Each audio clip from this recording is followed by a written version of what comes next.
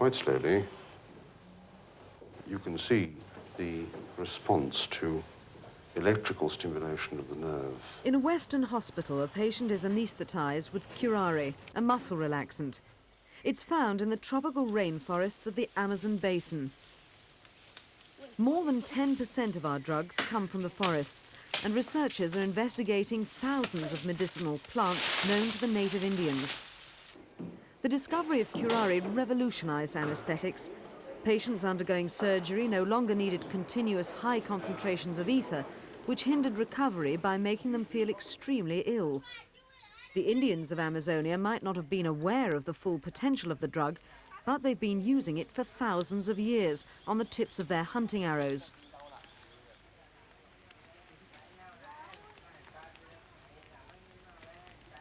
The technique is a simple one, but it's based on a deep knowledge of the jungle.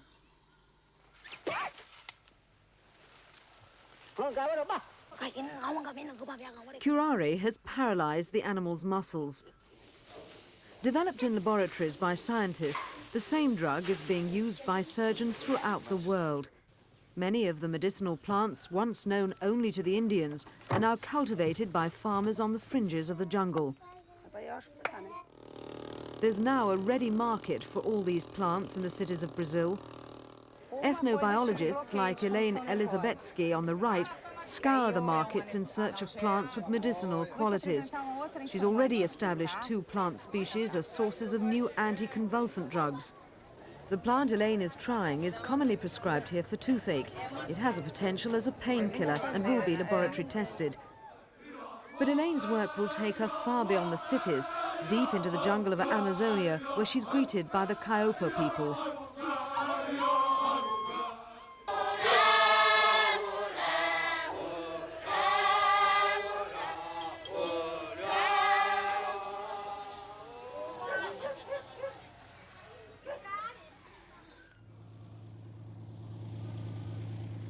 Elaine has come to meet Beptapoop, a Kayoko shaman or jungle doctor, and to learn from him.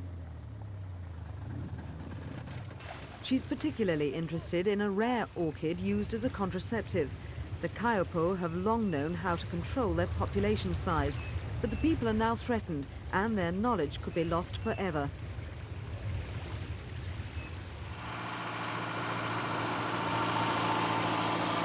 Cattle ranchers are clearing the forests, driving the native Indians off their land.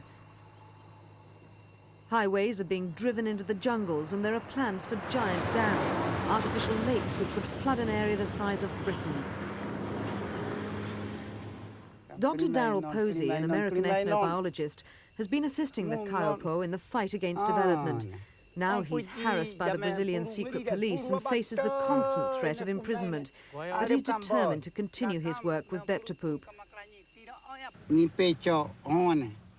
The shaman illustrates how the road is cut through an old village site. A wealth of plant life, much of it of great interest to Western medical researchers, has been lost here. A seed variety found here by Beptapoop is one of many he's documenting.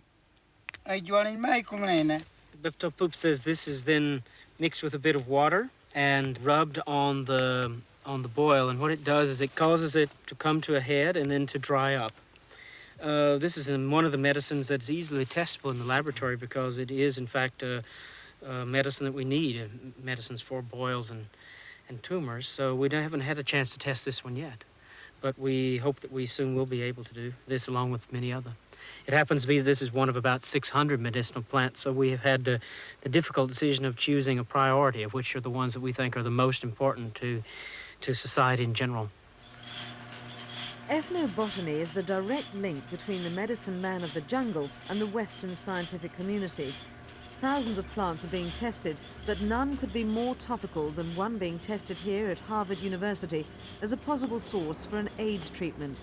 A plant known only as a poison might well prove to be a lifesaver. This particular plant comes from Australia.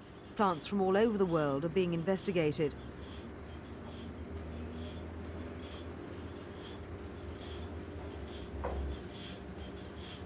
But the greatest storehouse of medicinal plants is right here in the Amazon basin. Yet Amazonia is being ravaged. Developers aren't just wiping out the forest, and its people, they're endangering the future of mankind.